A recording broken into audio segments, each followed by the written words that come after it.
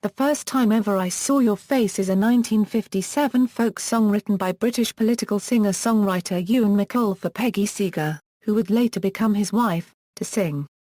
At the time the couple were lovers, although MacColl was married to someone else. Seeger sang the song when the duo performed in folk clubs around Britain.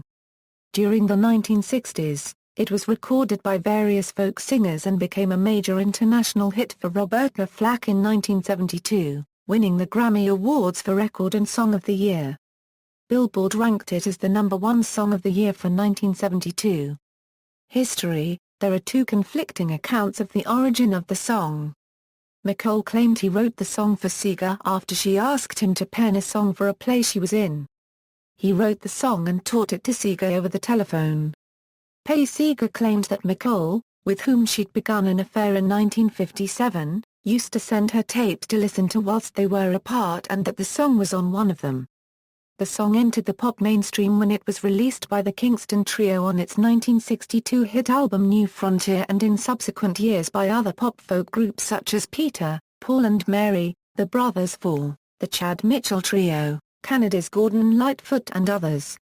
Ewan MacColl himself made no secret of the fact that he disliked all of the cover versions of the song. His daughter-in-law wrote, "He hated all of them. He had a special section in his record collection for them, entitled The Chamber of Horrors."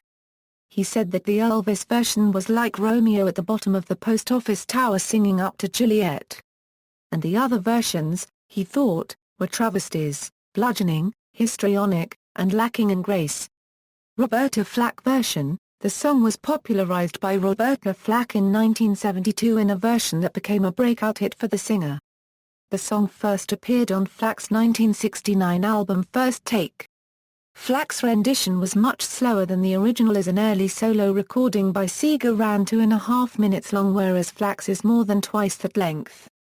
This slower, more sensual version was used by Clint Eastwood in his 1971 directorial debut play Misty for Me during a lovemaking scene. With the new exposure, Atlantic Records cut the song down to 4 minutes and released it to radio. It became an extremely successful single in the United States where it reached #1 on the Billboard Hot 100 and Easy Listening charts in April 1972 for 6-week runs on each. It reached number 14 on the UK Singles Chart. In Canada, it was #1 for 3 weeks in the RPM magazine charts. In 2014 2 films featured the song. Flack's version was heard twice in the superhero film X-Men, Days of Future Past, set largely in 1973, while a cover of it was performed by one of the protagonists in The In-Betweeners 2 for comic effect. Other recorded versions, see also, List of #1 singles in Australia during the 1970s, List of RPM #1 singles of 1972, List of Hot 100 #1 singles of 1972, List of #1 adult contemporary singles of 1972, references. External links: super70s.com, with quotes from Roberta Flack and information on the song's background.